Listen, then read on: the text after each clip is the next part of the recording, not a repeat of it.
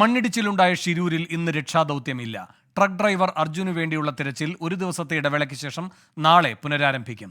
തെരച്ചിലിൽ പ്രതീക്ഷയുണ്ടെന്ന് defence PRO Atul Pillai 24-നോട് പറഞ്ഞു. Point 1-ൽ മറ്റു വസ്തുക്കളില്ല എന്നാണ് നിഗമനം. മണ്ണടിഞ്ഞുകിടക്കുന്നത് നേവി ഡൈവേഴ്സിന് പ്രതിസന്ധി സൃഷ്ടിക്കുന്നുണ്ടെന്നും അതുൽ പിള്ള വ്യക്തമാക്കി.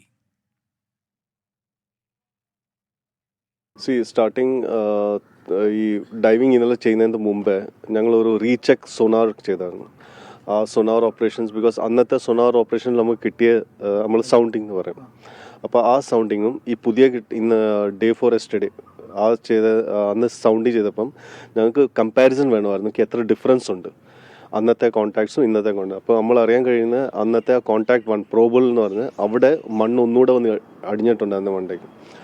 സോ അതുകൊണ്ട് നമ്മൾ സ്റ്റാർട്ട് ഡൈവിങ് അവിടെ നിന്ന് ചെയ്ത് അവിടെ നിന്ന് മറ്റേ മാൽപ്പേക്കില്ല ജാക്കിങ് കിട്ടിയത്. അപ്പോൾ പക്ഷെ അവിടെ ഡൈവ് ചെയ്തപ്പം അവിടെ വേറെ ഒന്നുമില്ലായിരുന്നു, ബോൾഡേഴ്സും കല്ലും ഒക്കെ ഉള്ളായിരുന്നു. ശ്രീനാഥ് ചന്ദ്രൻ ഷിരൂരിൽ നിന്ന് വിവരങ്ങളുമായി ചേരുന്നു. ശ്രീനാഥ്, നാളത്തെ തെരച്ചിലിന്റെ സ്വഭാവം എന്തായിരിക്കും? എവിടം കേന്ദ്രീകരിച്ചുള്ള പരിശോധനയാണ് ആലോചിക്കുന്നത്?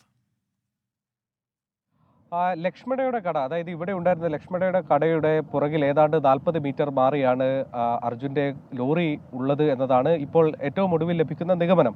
അതനുസരിച്ച് തെരച്ചിൽ നടത്തുമ്പോഴുള്ള പ്രധാനപ്പെട്ട പ്രശ്നം നേരത്തെ അതുൽ പിള്ള സൂചിപ്പിച്ചതുപോലെ മണ്ണ് വലിയ തോതിൽ അടിഞ്ഞു കിടക്കുന്നു. അതിൻ്റെ താഴേക്ക് തിരയാനുള്ള മനുഷ്യസാധ്യമായ ഒരു കാര്യമല്ല അത്. അതിന് യന്ത്ര സഹായം ആവശ്യമുണ്ട്. ഒരു ഡ്രഡ്ജർ തന്നെ എത്തിച്ച് വേണം തെരച്ചിൽ നടത്താൻ. അതുകൊണ്ട് ഇപ്പോൾ നാളെ തെരച്ചിൽ പുനരാരംഭിച്ചാൽ പോലും അത് കാര്യമായൊരു മുന്നേറ്റം തെരച്ചിൽ ഉണ്ടാക്കാൻ കഴിയുമോ എന്നുള്ള കാര്യത്തിൽ സംശയമുണ്ട്.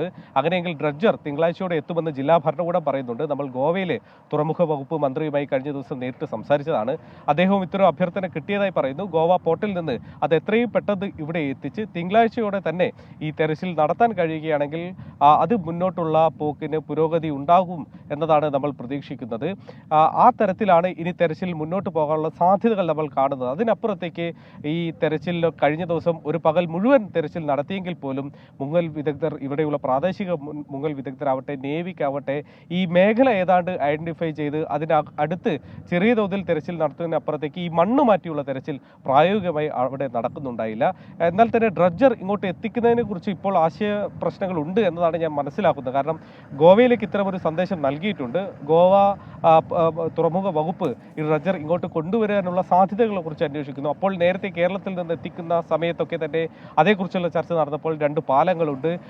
അത് മറികടന്നുകൊണ്ട് എങ്ങനെ ഈ ഡ്രഡ്ജർ ഈ പുഴയിലൂടെ തന്നെ എത്തിക്കാൻ കഴിയുമെന്ന കാര്യത്തിലൊക്കെ തന്നെ ഒരു വ്യക്തത വരേണ്ടതുണ്ട്.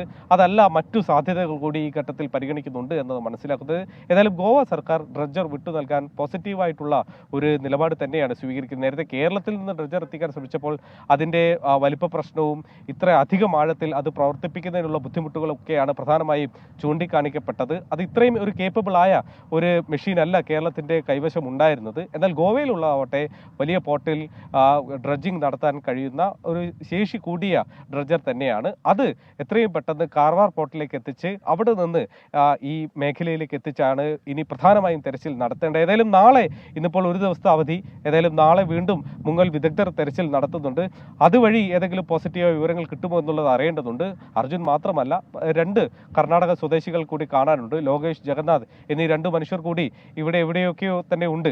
അവരെ കൂടി കണ്ടെത്തേണ്ടതുണ്ട്. അതുമായി ബന്ധപ്പെട്ട പോസിറ്റീവായ ചില സൂചനകൾ നാളെ കിട്ടിയേക്കും എന്നതാണ് എല്ലാവരും പ്രതീക്ഷിക്കുന്നത്. വേണു, ശരി. ഷിരൂരിൽ ഇന്ന് തെരച്ചിലില്ല. തെരച്ചിൽ നാളെ വീണ്ടും തുടങ്ങും. ശ്രീനാഥ് ചന്ദ്രനാണ് വിവരങ്ങൾ നൽകിയത്.